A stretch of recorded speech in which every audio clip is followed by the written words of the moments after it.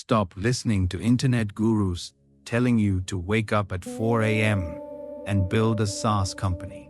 You are playing someone else's game, and it is a mathematical certainty you will lose. Keep copying the routines of billionaires, and you will wake up at 35, burned out, resentful, and utterly mediocre. You are fighting your own biology. You have bought the courses. You have read the biographies. You have tried the dopamine detoxes, the cold plunges, and the hyper-optimized Notion templates. They failed. They failed because you are treating yourself like a blank hard drive. You aren't blank. You came pre-installed with a specific operating system. You are ignoring your own source code to run pirated software. This creates friction, existential dread, and that crushing weight you feel in your chest every Sunday night. Today, we wipe the slate clean. We are going to cover the friction trap, the 5,000-year-old framework for identifying your psychological hardwiring, and the 3-step Dharma Diagnostic to find your absolute, undeniable niche. Society worships the chameleon. We are sold a dangerous, paralyzing lie. You can be anything you want. The modern hustle machine tells you to look at the market, find a profitable gap, and force yourself to fill it. If AI is booming, learn machine learning. If faceless channels make money, start churning out videos.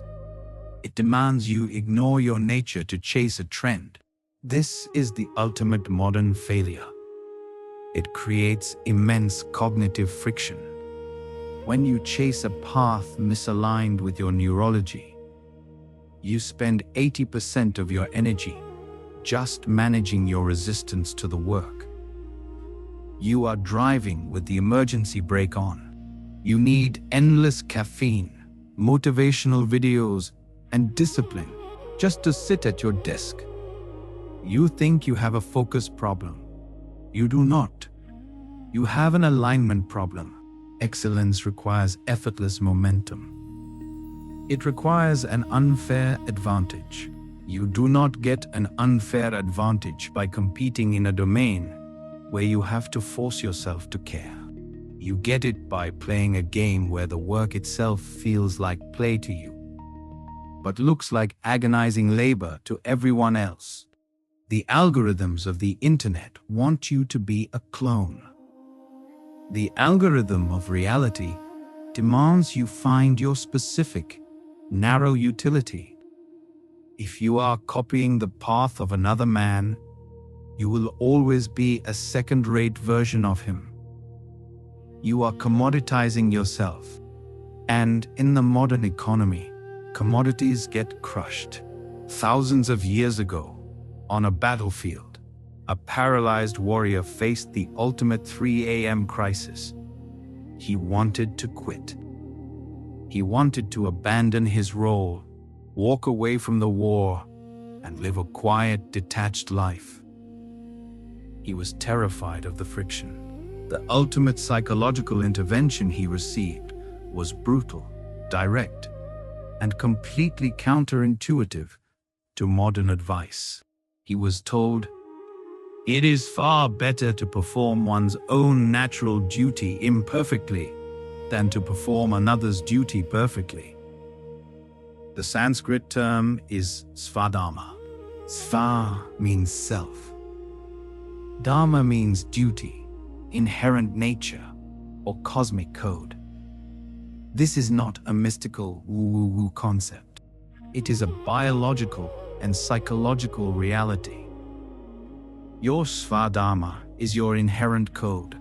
It is the highly specific intersection of your neurochemistry, your childhood obsessions, your natural intellect, and even your traumas. When you attempt Paradharma, the path of another, you introduce catastrophic friction to your nervous system. You have to manufacture willpower, But willpower is a finite metabolic resource. It depletes. Svadharma does not require willpower. It runs on natural obsession. It generates energy rather than consuming it. Svadharma is the state where your internal hardwiring matches your external execution. If you are copying a tech billionaire because of the status or the money, you are running on empty. You are swimming upstream against the current of your own psyche. Align with your Svadharma, and you weaponize your natural inclinations. You stop swimming upstream. You become a force of nature. Svadharma means accepting that you might be a brilliant artist, an aggressive salesman, a meticulous coder, or a quiet strategist. You must claim your specific archetype. If you are ready to stop being a slave to external validation and find your true code, comment the word warrior below. Let me know who is really with me. Philosophy is entirely useless without mechanics. Let's map your code. Stop guessing. Stop looking at Twitter for inspiration. Look inward. Here is the Dharma Diagnostic, a 3-step audit you will execute tonight in total silence. Grab a pen. No digital devices. Step 1. The jealousy audit. Envy is not a sin. It is a psychological compass. It points directly to your unfulfilled potential. Who do you secretly resent for their success? Not the billionaires, the people slightly ahead of you in life. Write down 3 names. Their specific success is what your subconscious is starved for. If you envy a nomadic writer, your code craves freedom and expression. If you envy a startup founder, your code craves building and scale. Map the envy. Step 2. The frictionless flow test. Audit your energy, not your time. What complex task makes you forget to eat? What feels like a game to you, but drains the life out of your peers?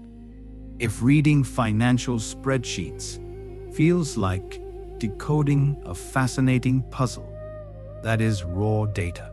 If debating ideas gives you a physical rush, that is data. Find the tasks where your stamina is naturally infinite. Step 3. The market intersection. Your Svadharma is not just what makes you feel good. It is a duty.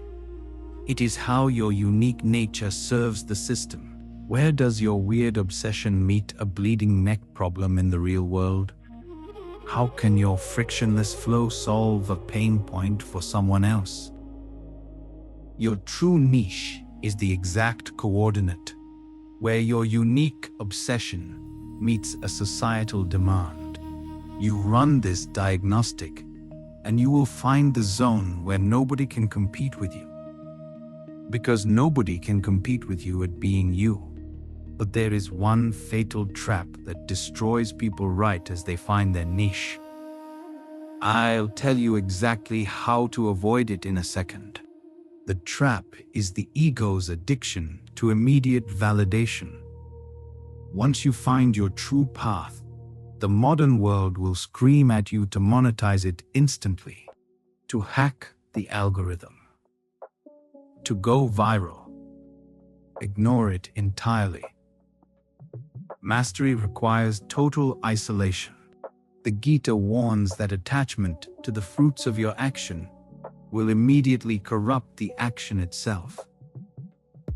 Do the work strictly for the sake of the work.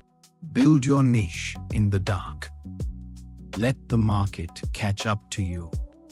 Now that you have the diagnostic for finding your true path, you need the psychological armor to execute it without distraction. You need to learn how to lock in. Click here to watch the deep work protocol next. Shanti.